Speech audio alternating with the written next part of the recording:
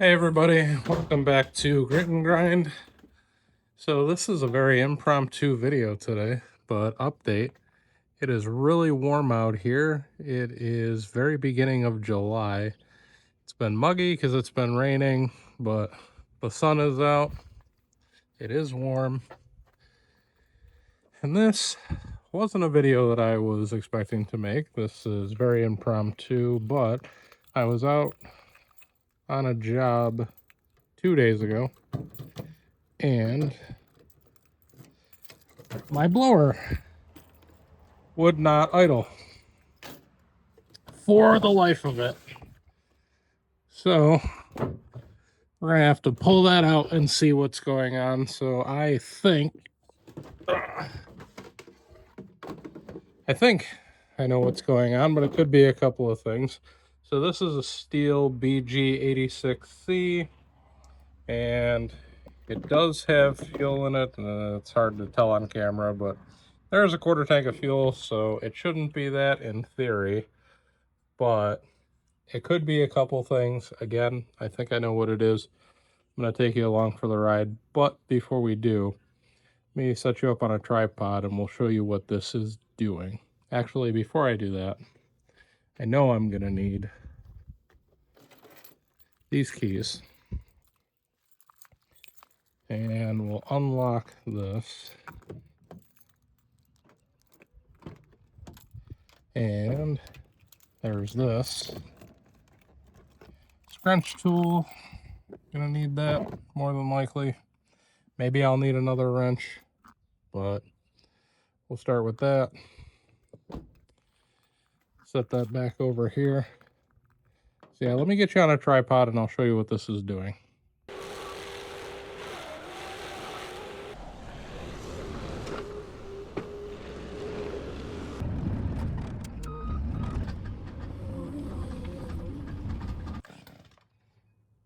It wants to go. There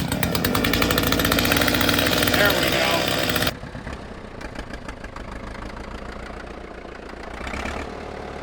If you like this content, don't forget to like, comment, share, and subscribe. All right, so I got you zoomed out, and we're gonna give this a prime.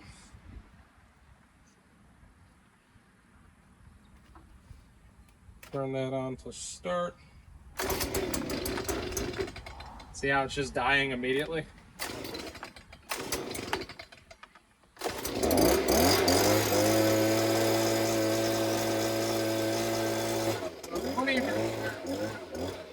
Doesn't even really sound right. I don't know how well the camera picks it up, but it doesn't really sound right now. But then if I turn it off, it just dies immediately. So this is what we're gonna do about that. So in here, you have spark arrestor. And I'm gonna start there guessing that's probably the problem. But if that doesn't work, we got a couple other things we can do, like trying gas, checking the plugs, and that sort of thing. But admittedly, on this blower, I've never taken this out. So I'm going to stop there because I bet you that's probably going to be the root of our issue. Which this should be.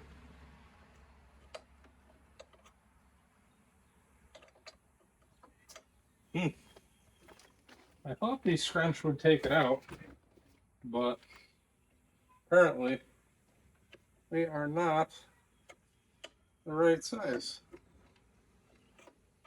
So I am going to have to get, because this is way too big, I'm going to have to figure out what size we need to get that out of here. So I'll be right back in a minute and I will tell you what size you need to get that out of here. All right, so I grabbed a couple of things here and I'll explain it as we go what I'm doing. But first, this is just a 3/8 drive, not that you really need a 3/8 drive for this. And I'm going to take a guess and say we're somewhere around a 15 millimeter. Exactly a 15 millimeter to get this out of here.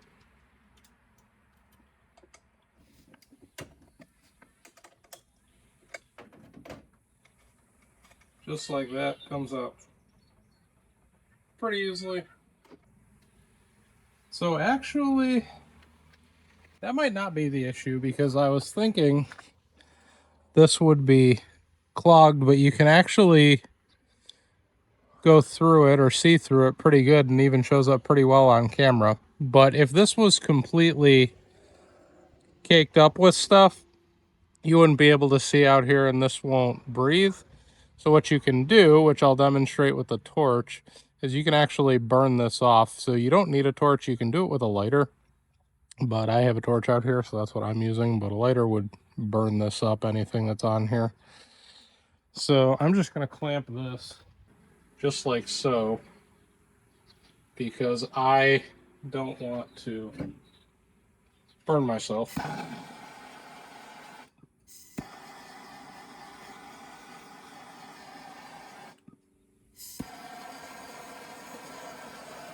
And just like that.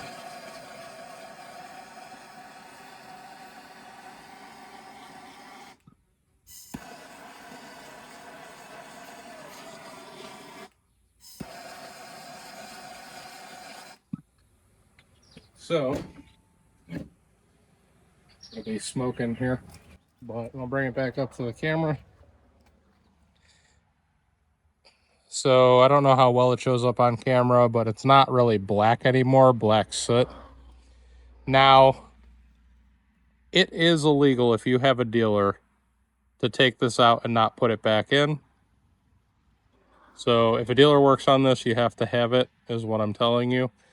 I'm going to put it back in. It's not that big of a deal to take out, but technically you're not supposed to run these. Without the spark arrestor in there, you do what you want to do. I'm going to do what I'm going to do. So I'll put that back in just like that. But I don't think that's going to fix my running issue. I think that's just part of it. But that's one thing. The other thing that it could be is bad fuel. It could also be, and I'm just unscrewing this right here on the back cover. One thing I didn't mention is that the spark arrestor is in all handheld power equipment like this. So your chainsaws, any equipment that's newer is going to have it. And also the tips I'm giving you can be used for chainsaws and really any small handheld equipment. So good to check all these things. So it's definitely not that. This got a little bit of debris right there. A little bit of discoloration, but this is actually really nice, which is a little surprising to me because this has never been changed, I'll admit that. But you can check that to make sure it's not clogged. So we will put that back on, just like so, and we'll put our cover back on. And all you gotta do is just screw this back on, tighten this up. And I'm doing this because I'm letting that cool down for a minute before I attempt to put it back in here. So that's back on. Let's see, can we touch this? It's still a little warm, but in theory, I can get it in there.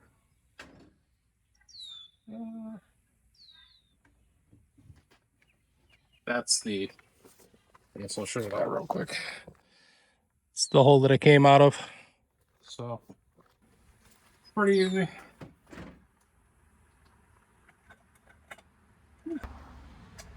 It's still warm.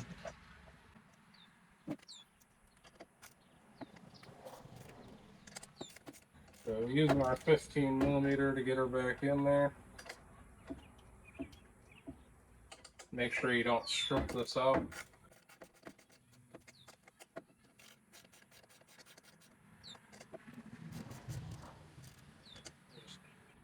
Snug that.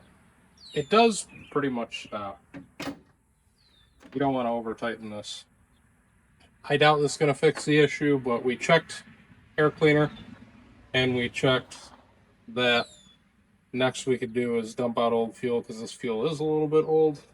We can also adjust the carburetor, but let's just for the heck of it. Let's try starting it and see if it'll idle now. Nope.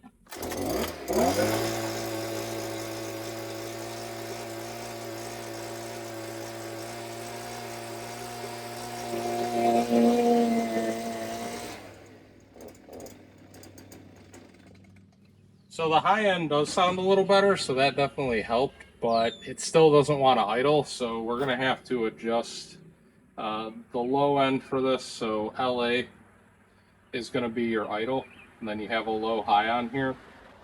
So I am going to need my carb adjustment tool. Not going to really be able to do it with this, so let me go grab one of those, and then I'll pick you back up in a minute, and I'll show you how to adjust this.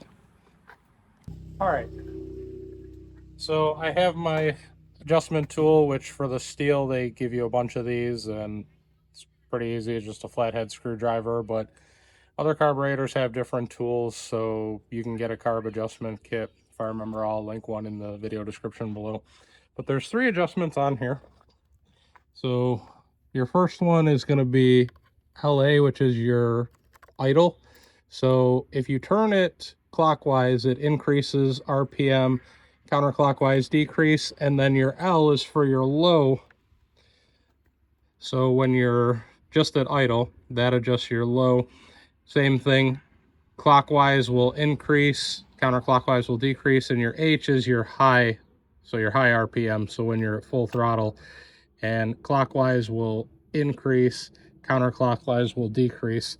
So if I am here, start this up. Oop.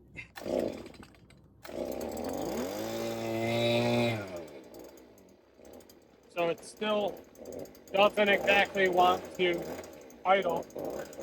So we'll increase this a little bit.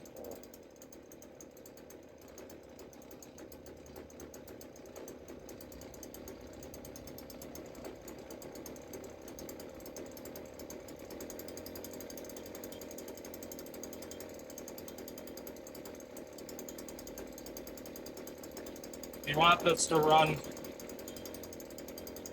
kind of smooth. And then when I pull the trigger, if it bogs down, then I'm going to have to mess with the low idle instead of the high. So see how it bogged at first? So actually, I'm going to back this off just a little bit, but then we are going to adjust that high idle here. There's a low idle here. All right. Alright guys, so it isn't actually this bad in person, but watching this back I see that it's smoking pretty good, picked up by the camera. I actually adjusted the carb a little bit more, and I went ahead and dumped the old fuel and put new fuel into it, and that did solve the issue. Want it to be kind of constant the whole way through.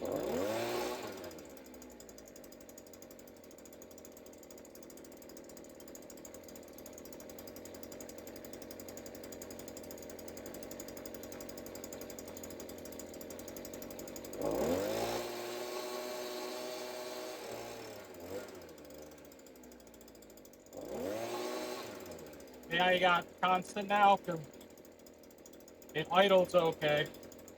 And then when I pull that trigger, it should just give power and raise all the way to the band. Just like that. Just like that. Alright guys, so I have no idea what happened to my outro, but I'm filming this a couple days later because as I sit here editing this video, something happened with the footage. It was lost. So this was a little impromptu.